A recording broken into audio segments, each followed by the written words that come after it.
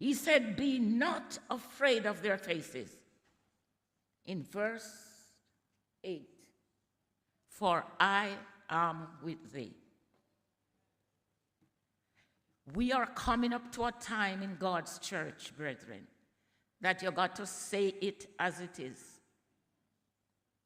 There will be some hard saying. Paul said we'll be having itching ears and we will walk away. But we have to come back. When I was young in church, we had 3 mothers. Going through my rough life, the pastor said to us as young women, when you have problem, you got to go to Mother Dawkins, Mother Brown, or Mother Richards. I look at these 3 women. I said, don't tell them my business, But after those, I'm told. When I go to them and I told them I need help, I need prayer, and you just explain and tell them, they said, get on your knee. My text was Isaiah 40. I say it over and over. They that wait on the Lord shall renew their strength. They shall mount up with wings. They shall run and not be weary. They shall walk and not faint.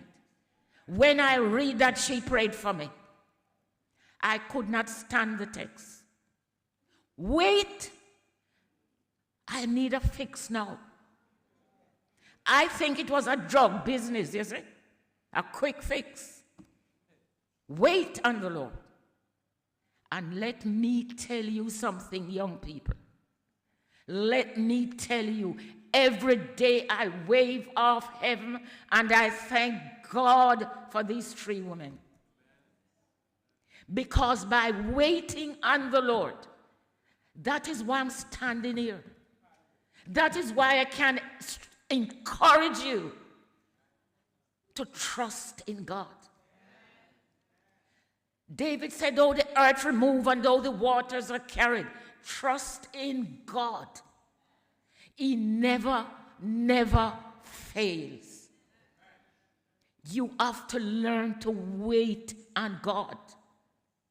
You cannot jump to wear the crown unless you bear the cross. I learned that. Don't let nobody fool you with crown. The songman said, let no man tell you that the upward path is smooth, else you should stumble by the way and faint before the truth. But it is the only way that leads to realms and I, is to wait and trust in God. So Jeremiah has got a plan to do. And then I can hardly see because of the light is so dim. Then the Lord put forth his hand and touched his mouth. I'm at verse 9. And the Lord said unto me, behold, I have put my words in thy mouth. You don't talk what you want to talk. That's why we do not get nothing from witnessing, because we talk what we want to talk. The person that you're witnessing to, you don't know what they are going through.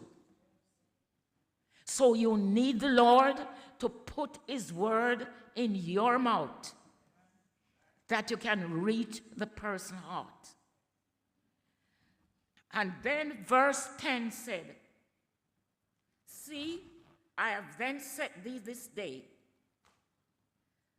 before the nation and over the kingdom, to root up and to pull down and to destroy and to throw down and to build and to plant. A lot of work you have to do. They go with this today's personal ministry Sabbath. The lot of work I've done. We got to root up. We got to pull down. We got to build up. How can we do that? Isaiah 58 said we have to undo every burden. How can you do that unless you have a connection with God? You just talk your talk. Because these are things the church has to do. We had to root up. We got to build up. we got to build, we got to plant, and we got to set burdened people free. Listen to verse 11. Moreover, the word of the Lord came unto me, saying, Jeremiah, what sayest thou? And I said, a rod of an almond tree. There is a word here that through the light. The Lord said to Jeremiah, if you don't speak my word, read it when you go home, you will diminish. How would you like to diminish? The church is in a shaking time now. The church is shaking. Trust me, the church is shaking. We'll be surprised. You wonder, where is Sister Bernard? She's gone. Not by death. The Lord put some of us people to sleep. You meet me on the street. No, I ain't going back to that place. You start to find fault of this, find fault of that. You're shaken out. So now is the time we has to find ourselves, because if we are not in God's work, Ellen G. White said that, it is nobody wait for the coming of Christ. Because we got to pull up, we got to root, we have to be active, we have to be busy, we have to find ourselves in God's work, whether in the church or in the community or in your home. You got to get moving for God.